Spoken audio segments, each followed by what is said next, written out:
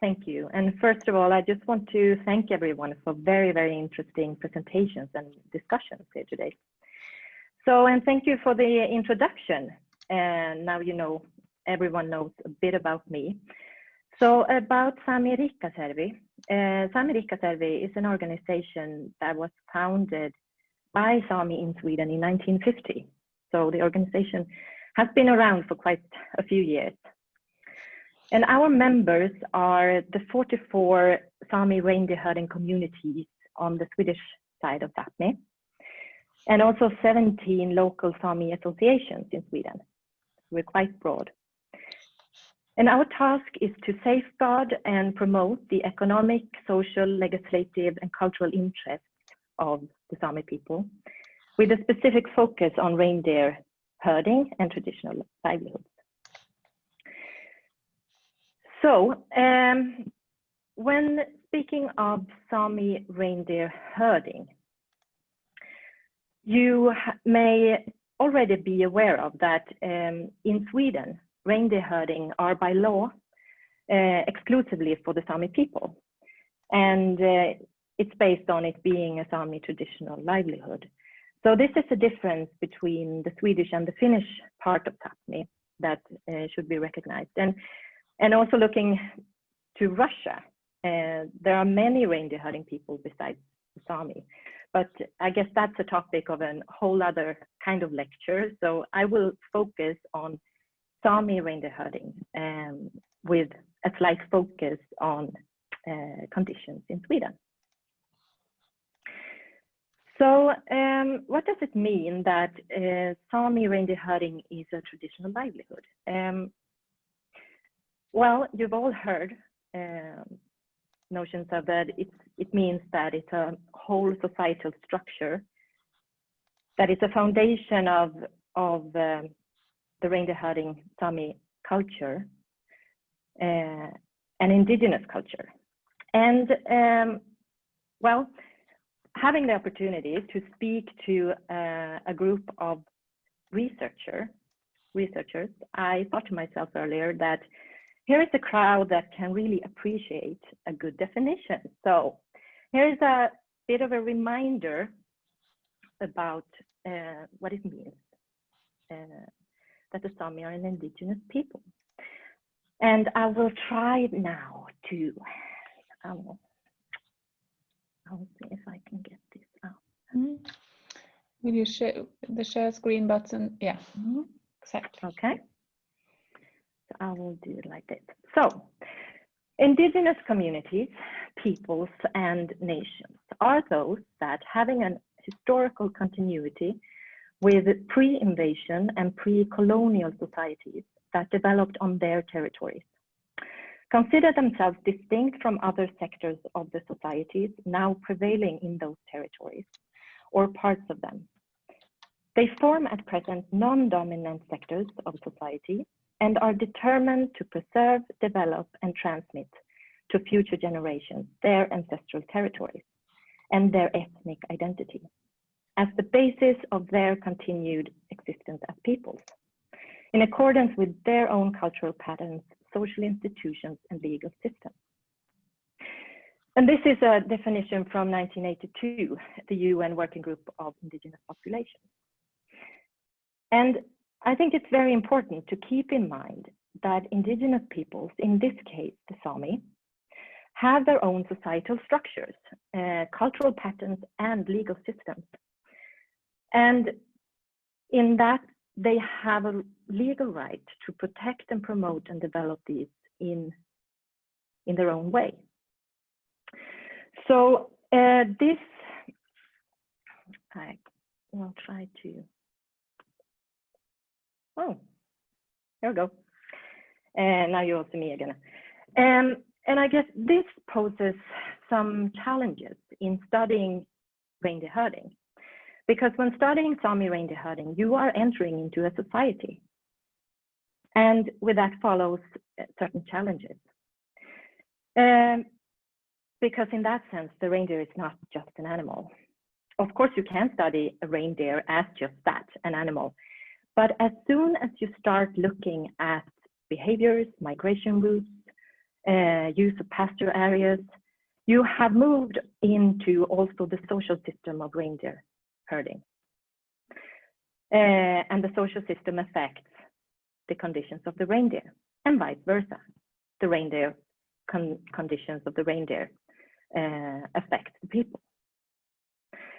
So in that sense, it's so much more than the animal itself, and this you have all heard before. It's a livelihood, a tradition, a way of life. You've all heard that described, but have you reflected upon and analyzed what that means for your possibilities to carry out your research? And I will now speak a bit about the need of cultural competence in that sense. Because I believe that we should, everyone, ask ourselves what our perspectives are. Well, of course, in life at large, but also at work. So in this case, ask yourself what your perspective on reindeer herding is and what your assumptions about reindeer herding are. Because whatever background you have and wherever you come from, you should analyze what fundamental assumptions you might need to toss aside or question or at least challenge for you to understand reindeer herding, because it's always something. And when drawing then conclusions on findings and making recommendations based on these findings, what assumptions do you make? What perspective are you enforcing? Or whose voice are you echoing or silencing? Because if not taking into account these cultural aspects, the recommendations might not be relevant for those that you aim to present them to. So this is why it's important to challenge your own assumptions and answer the questions of why are you conducting your research and for whom? And this might help making sure that you design your research for it to actually give the results that you aim for, and to answer the questions you aim to study and be relevant for those that you aim to be concerned by your research. And also in the very practical design of your research, what are you expecting consciously or unconsciously reindeer herders to take part of when you carry out your research? Are you asking them to apply a new working method? Or are you asking them to take time to explain their lives or their work? Or are you making them use a new categories in explaining their herd or something? And what impacts do these requirements then have on your results? Because cultural appropriate recommendations, that is what I believe is what we need for research to be useful for reindeer herders. And that brings me to the next very important part, Indigenous knowledge. So I will, once again, I hope a very appreciated definition. I will try to share my screen again. Okay, so here it is. So Indigenous knowledge, it is a systematic way of thinking and knowing that is elaborated and applied to phenomena across biological, physical, cultural, and linguistic systems. Indigenous knowledge is owned by the holders of that knowledge, often collectively, and is uniquely expressed and transmitted through indigenous languages. It is a body of knowledge generated through cultural practices, lived experiences, including extensive and multi-generational observations, lessons, and skills. It has been developed and verified over millennia and is still developing in a living process, including knowledge acquired today and in the future, and it is passed on from generation to generation. And this definition is presented by the Indigenous Peoples Organizations being permanent participants in the Arctic Council. And they jointly created the Ottawa Traditional Knowledge Principles in 2015. And then it said as traditional knowledge in these principles.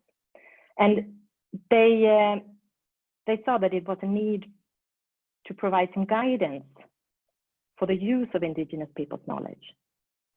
And in this case, in the context of the Arctic Council. But in 2018, it was brought up to discussion amongst these organizations that it should be named Indigenous Knowledge Principles. And this was due to the need to highlight a distinct term for the knowledge of Indigenous peoples. And this is now the Saami Council position. Because this was a result of that the term traditional knowledge from an Indigenous people's perspective was often misused and kind of washed out, since it was not explicitly used for the Indigenous people's knowledge. And the wording of traditional and local knowledge started to be used, and since the term then local communities arise as a political kind of hot potato during the climate convention negotiations, where it has been established a local communities and Indigenous peoples platform. The Indigenous people saw the need to highlight a distinct term, Indigenous knowledge. And in Northern Sámi, we use the term arbetstieto. So this term, Indigenous knowledge, has been is applicable when we talk about our knowledge in English. So in that sense, Indigenous knowledge are not the same as local knowledge, but I guess the most important thing is to really define what you're talking about, so everyone is aware of it. Because I want you all to keep in mind the definition of Indigenous peoples that I was speaking of earlier, that it says that Indigenous peoples are a minority. We are in a non-dominant sector of society. And this means that the risk of assimilation is kind of is constantly present. And in that sense, there is a need for distinct terms. So I will stop share again. So you won't see me. So we can think of science and Indigenous knowledge as parallel knowledge systems, none of them better than the other, but different, and with different strengths and different weaknesses. And both of these can form the basis of research, your research. And it is not a question of either or, in my view. It is a question of what kind of research, in what environment, in which society you are conducting your research. What are you aiming to study? Because Indigenous knowledge is an important key to understanding Sámi reindeer herding. So yet another question for you today. Can you, in a meaningful way, study Sámi reindeer herding with the aim of giving meaningful, useful results without taking Indigenous knowledge into consideration in your research? And then, of course, you can analyze in what way it applies to your research in your field. Indigenous peoples, we depend on healthy and productive ecosystems as any peoples, both marine and terrestrial. And increased knowledge and understanding about our society, potential changes, it will help us adapt as we have been touching upon today also, as the world are changing. And this increased knowledge must then be built on both indigenous knowledge and science. These two knowledge systems can complement each other by using the strength of the two systems combined. Because co-production of knowledge is the way forward as I see it, because I believe that we find the best solutions for the future to be based on best available knowledge. And you will also have shared some links in the chat during my speech. And one of those links are to the Sámi Riikkasearvi research guidelines that you can have a look on later. So my vision for the future, it would be that reindeer herding will be seen and valued as the resource it is for society. And not only the Sámi society, because we already know the potential and the value, but also as a resource for majority society in the Nordic countries and in Sápmi. We see the advantages of local produced meat and other products, also as one of the basic and oldest livelihoods in the area, with work opportunities and a building block of a whole society. But also as a pool of knowledge, a part of the solution in the challenge of transforming current society to sustainable future. Because reindeer herding is after all founded on a circular economy and has much to teach surrounding society that is now trying to bring back the notion of circular economy. Within reindeer herding, it still applies.